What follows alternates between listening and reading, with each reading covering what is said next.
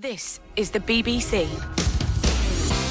Simon Mayo, 88 to 91 FM, BBC Radio 2. Hello and welcome. This is another Confessions podcast from your friends at Radio 2. Say, you want another jingle?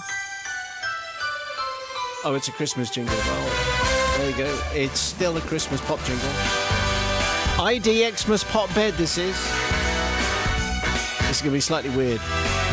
Anyway, here come another audio array of terrible tales from some very sinful Radio 2 listeners. Will they get forgiveness from the juggernauts of justice? This week's concise collection features My Funny Valentine. Come on, baby, light my fire. That's a nasty one. Dancing, scream, and with a little help from my friends, and here they all come right after this spiritual moment.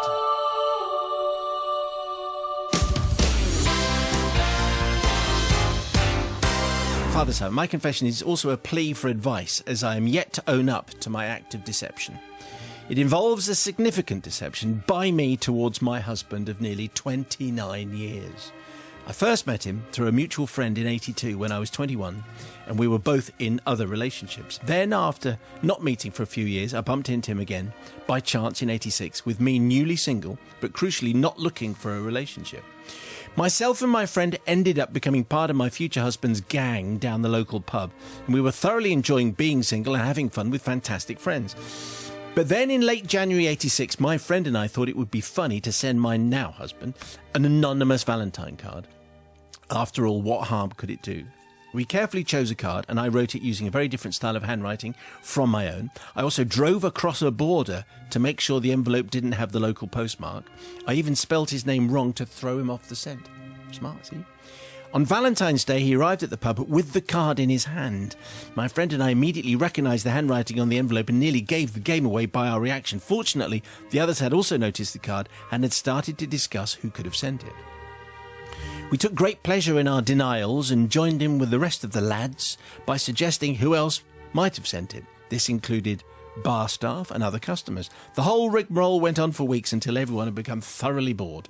The following year, we did the same thing and generated the same debate and joviality about who the secret admirer might be. By now, my friend and I were in the clear and even appeared beyond suspicion. I was delighted our prank and deception had not been discovered. However, over the next year, my relationship with my now husband changed and we became involved. We were walking out together. Thank you. Initially, our relationship was not known by the other lads, only my friend. At New Year, we decided to get married and arranged our wedding for the end of February 1988. But here was my dilemma. Now the relationship was out in the open and wedding plans underway, do I still send the secret Valentine card? The answer, hell yeah. Okay. I'd really started to enjoy the debate, confusion and suspicion of others this created. Plus, it was involving the whole group, and I didn't want to disappoint.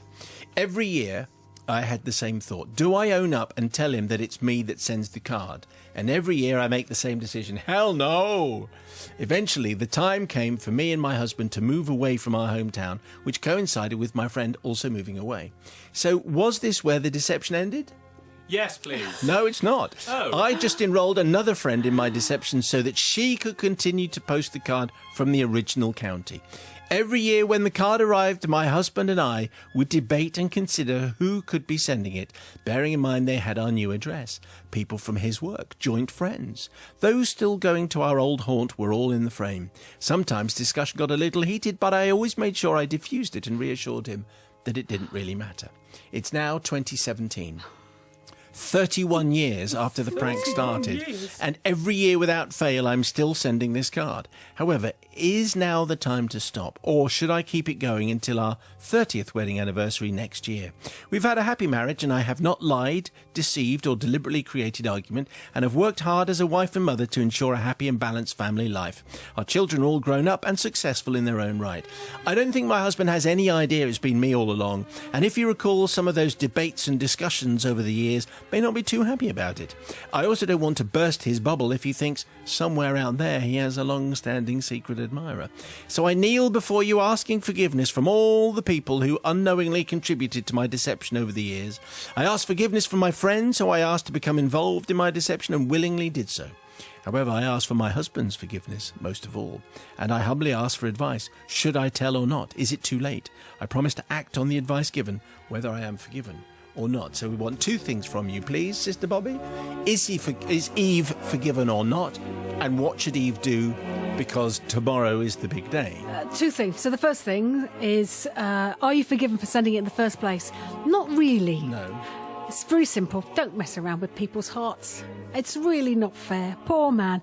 The other thing, though, now you've started this ritual, it kind of seems a shame to kind of end it. So, conversely, I think you shouldn't tell him. I think you should keep going right to the end, because I think, in the end, if right you go... till the end? Well, what's the end? When till death us do part and all that, the happy end. Because then it could be quite lovely that when they're both 90, walking to the supermarket with their little shopping bags together, then she goes...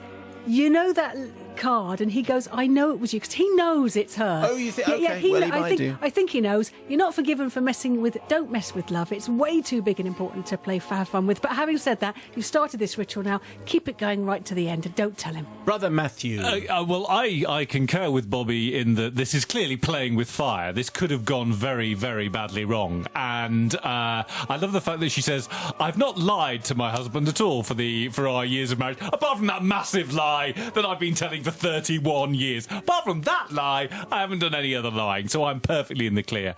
I've got to say, I think that he knows as well, but I think you still need to tell him. So I say you need to tell him, and also you need to stop doing this, because it's a little bit creepy. So I am not going to forgive. Father Simon and sisters Matt and Bobby. Your sister Yes, Matt and that's sister fine. Bobby. Yes. My story dates to 1978. Can I just say there's lots of things in this confession that you should have nothing to do with. Oh, good. Bad practices. Good. Very bad practices. Don't copy it. Don't do them. Don't do any of this. 1978 was a different time. We got away with all kinds of stuff. I was 19, happily involved. It's Tony. Tony, thank you. I was 19 and happily living at home in Finchley, North London, with my parents. Fresh out of school, I had somehow joined the world of work as a reinsurance clerk with the Eagle Star Insurance Company in Aldgate, City of London. One day, my dad said his company had been relocated and that he and Mum would be moving to a lovely village, Hatfield Heath, in Hertfordshire. My salary was the princely sum of £1,998 per annum, and the prospect of having to commute from Hatfield Heath to the City of London was daunting. A drive in my Triumph Vitesse to Harlow Town Station, parking charges, season ticket to Liverpool Street did not make much economic sense. So when we moved, I looked for employment locally. I got a job at an electronic components distributor in Harlow in Essex, and life was good. However, I knew no one in the area. My enlightened boss suggested I get a job at the local pub for an evening or two to get to know the locals. This I did, and started working on Wednesday and Saturday nights at the Three Horseshoes pub in Sawbridgeworth. Okay? Mm-hmm. This was a good move, as I soon met loads of people, and more especially met, as we used to say in the 70s, lots of lovely ladies. That was the 70s, obviously. I'm just reading it out. Yes. I should tell you at this point that I used to smoke a very jazzy brand of cigarettes, so... It's the 70s. What? Why are you looking puzzled? I don't, because I have no idea what those are. Well, they just had jazzy colours. Oh, okay. That's all. And I had acquired the jazziest Colibri lighter known to man. Colibri. Anyway, it's a jazzy lighter. It was silver with a flip lid and an air of majesty and decadence. If you flipped the lid, the gas started flowing and the flame was ignited by a battery piezoelectric system. Wow, this is so specific. A small square of clear plastic insulation on the front had a silver button in the centre. Once the button was touched, provided the lighter was in your hand, contact was made and the lighter started to tick, tick, tick as the piezoelectric ignition fired up and lit the flame. I'm sure you'll agree, very impressive. And definitely not a total overcomplication of a classic lighter. As I began to make new friends in Sawbridgeworth, the lighter became a bit of a party trick for me because they were impressed by this kind of thing. Fire. There was nothing else happening in Sawbridgeworth in the 70s. I once had 20 people hold hands when the lighter was in the hand of the first person, and the last person touched the button. They made the circuit and it lit. I really was Mr. Cool. Rock and roll, Sawbridgeworth. Fast forward a few weeks and a beautiful young lady, let's call her Linda, came into the pub one evening while I was working. It didn't take me long to pluck up the courage to ask her out, and she graciously agreed. I thought it would be bad form to bring her to the pub in which I worked, so I picked another of the village's local watering holes. We arranged to meet for 8 o'clock, so rushing home from work, I donned my best Tom Baker-inspired scarf and hat. Really? Off I scuttled to the pub for my hopefully romantic date. We met at the appointed hour, went inside, and I, ever the gentleman, bought a round of Cinzano. A round. Yeah. 2 of your finest Cinzanos, please, young man. We sat down, Cinzano in hand, and politely I offered her a cigarette. Now, obviously, now we would just say no, because that's a bad thing. Obviously. Anyway, she accepted. I, of course, produced my trusted Calibri lighter and proffered a light. Tick, tick, tick. Nothing. Strange, I thought. This had never happened before. Tick, tick, tick. Nothing. Strange again. Was my guaranteed showstopper going to let me down just when it needed to perform? So then I did something inexplicable. I mean, really, this is Class A stupidity. I sniffed at the open lighter to see if it had run out of gas. It ignited at exactly the moment that I was sniffing hard to see if I could smell gas. I must have accidentally touched the magic button inside the insulated square because suddenly the lighter ignited. I inhaled the resulting flame right into my right nostril. No. The pain was excruciating. The smell of burnt nose hair and flesh, disgusting. The Cinzano flew wildly everywhere in a crazy 70s style. Oh, yeah. I will never, ever forget that moment, and I hopped around the room in agony. My eyes, particularly my right eye, started weeping uncontrollably, and much painful nose-blowing followed. Linda didn't know what had hit her. 1 minute, a normal human being offering her a light for a cigarette. The next, a grown man jumping around in pain, crying, and suggesting, "Please take me home." I did ring a few days later to suggest another date, but strangely the request was denied. So, Father Simon and Caring Collective, I ask forgiveness from Linda for ruining a potentially promising first date and what would have been our 39th Valentine's Day together. From Tony. What a tale! Obviously, smoking is bad, and and doing that thing with a lighter particularly stupid, as I think we've just proven. And there's no need to over-egg that particular pudding. No. What do you say, Sister Bobby? Well, inhaling fire, we know, is a well-practiced trick. And this is from a woman from the circus But who you knows should these never things. do it via your nose. I mean, the thing is, you should have gone to A&E, you daft idiot. Never mind going home. Can you be forgiven? Well, the thing is, every time you do something to impress someone, and even if it is just have a trick lighter, if that's what your trick is, I think we all fail. The thing is, you just have to be yourself. That's the thing, Tony. If you'd just been yourself, you wouldn't have inhaled fire up your nose, would you? The thing is, though, I think she missed a trick. I'm disappointed in Linda that she didn't come out with you again and, go for a second date. Yeah, it Because could have any been man quite that cool. inhales fire on Valentine's Day in honour of you is worth something. So, of course, you are forgiven. All right. But don't do it at home. Of course. Brother Matthew. Obviously, I mean, if you've got a trick lighter, then you're going to use it, aren't you? I know if I had one, I would want to use my trick lighter all the time. And also, most first dates are always awful. And so to be able to say, oh, yeah, I went out with this bloke and he set his nose on fire, that would at least you'd have some story to tell. So why isn't she going out with it? Her loss for not going out with nose on fire, man. So I am going to forgive, because they were different times, everyone, and we all need to move on. Father Simon and the juggernauts of justice and the purveyors of penitence. My confession takes us back to the 70s, a decade of crazes, from questionably patterned carpets to bizarre cooking concoctions, and the boom of everyone learning to dance. I, not wanting to miss a fad, joined a night school where the class was specialising in learning classic English country dances and all forms of Morris. That's what's going on. So, The class was billed as a male-female mixed group, but really we were all females, of all ages, jumping on the bandwagon with the odd beleaguered man trying to look burly.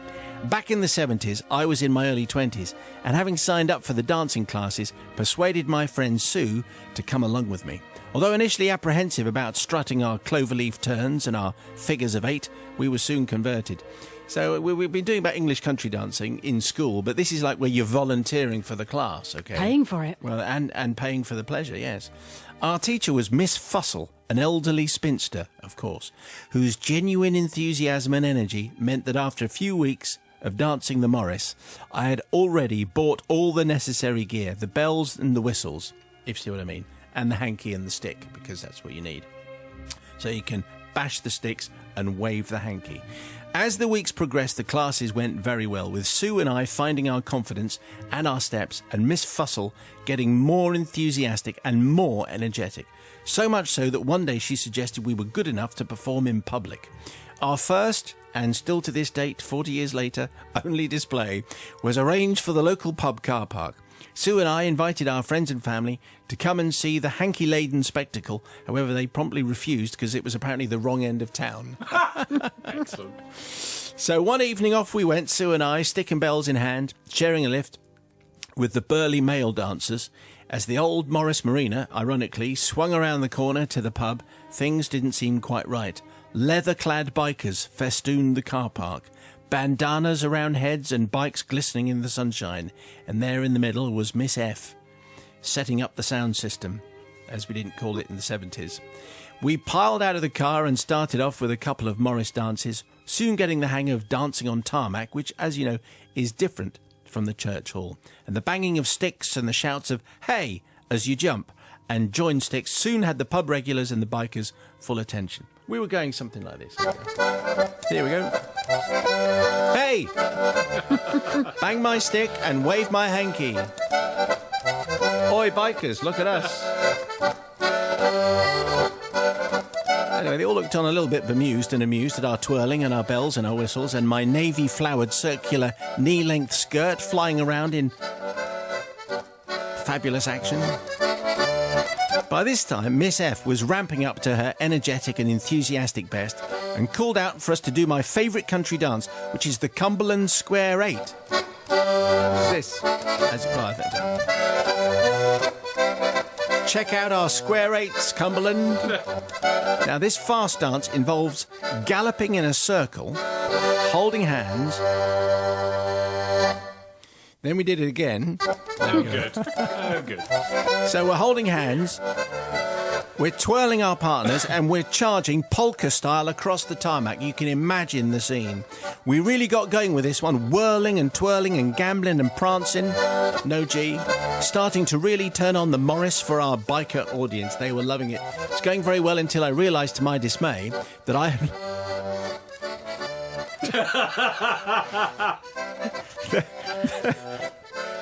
that I had worn my favourite old knickers. Orange-flowered Bry nylon from British Home Stores, for anyone who had the same. I know, well, we all did, didn't we? Yes. As you'll know, or maybe you don't, Father Simon, old knickers are a little more relaxed. Oh, good, I'm glad that started again. In the elastic of the waistband, and vigorous whirling and twirling, dancing and prancing does cause any loose-fitting items to slowly navigate their way down one's legs.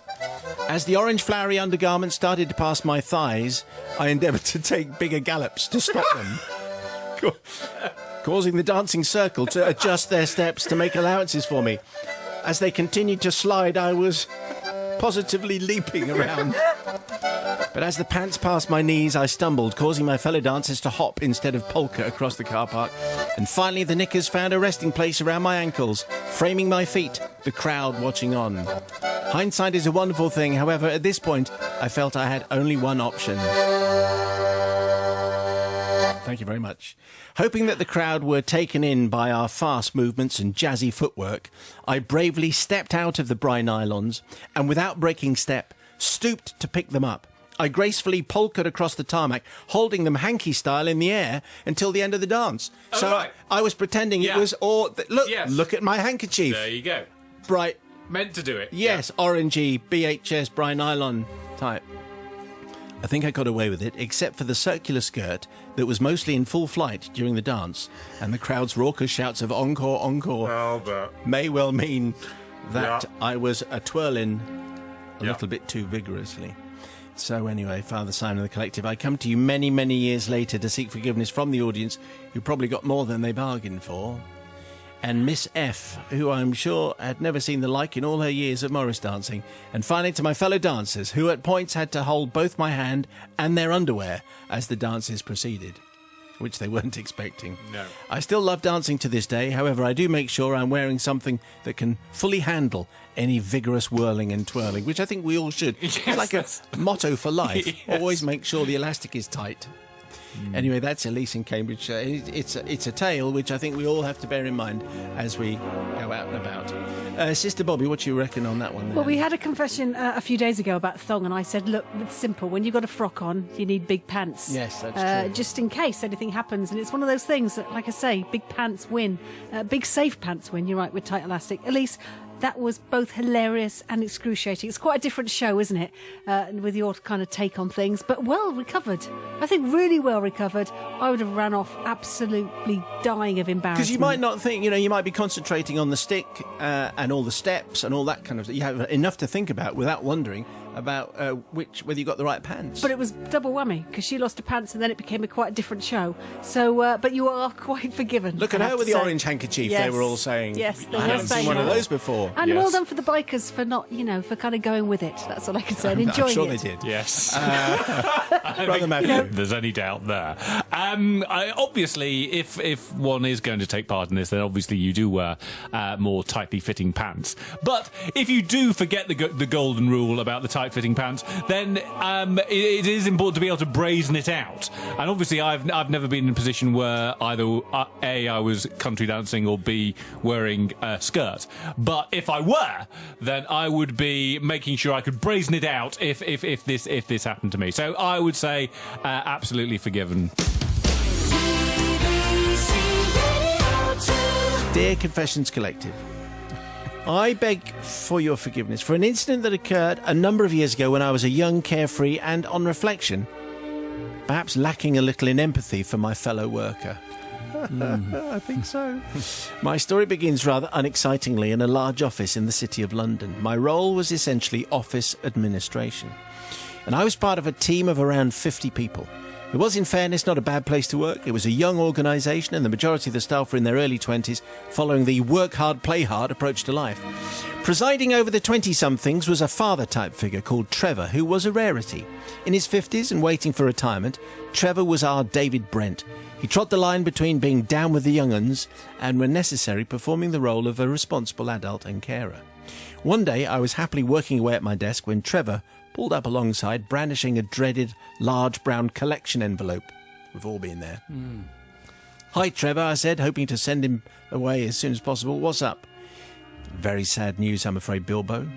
Sally has severely burnt her ear and is going to be out of the office for a couple of weeks. At this point, I was genuinely concerned. Oh, that's awful. How did she do it? Well, she poured hot oil in her ear, says Trevor. Now, I was young, Father Simon, and to be honest, all I really cared about was football, beer, and generally having a good time. In my later years, I've since discovered that warm oil poured into the ear with the correct medical recommendations and caution and care can be a helpful thing in treating ear infections. However, at the time of my conversation with Trevor, my immediate thought was, what kind of an idiot puts hot oil in their ear? How ridiculous. We're having a whip round to buy Sally some flowers, Trevor went on. I'll leave the envelope with you if you could pass it on. I took the envelope, which was surprisingly weighty with cash, and pondered for a nanosecond. No chance, I thought. There's no way I'm rewarding stupidity. Correct.